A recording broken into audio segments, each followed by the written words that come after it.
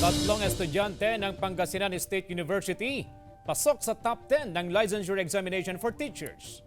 Naritong report.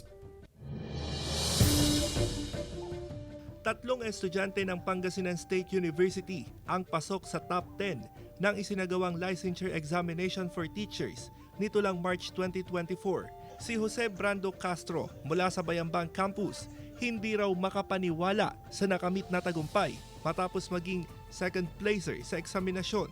Few weeks before the board exam, doon ko po talaga tinutok mag-aral. Ninth placer naman si Samuel De Vera na mula rin sa Bayambang Campus. Alay niya raw sa namayapang ina ang pagkakapasa niya sa exam. That time po, parang ayaw ko na pong mag-aral actually. So parang gusto ko pong mag-stop saglit kasi parang tumigil po yung mundo bigla. Lalo na po kasi both po sila nawala. Ang inisip ko po is that life goes on, hindi po titigil ang mundo. Nakuha naman ni Alamay Castro mula sa Lingayen Campus ang 10th place. Aside from the board-approved rate incentive amounting for the top 1 to 3 is I think 150,000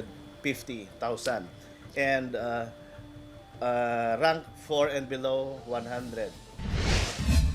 Nagbunga rin ang paghihirap ng ama na isang electrician nang pumasa ang kanyang anak sa LET at hindi lang pumasa kundi isa pa sa mga 10th placer sa eksaminasyon.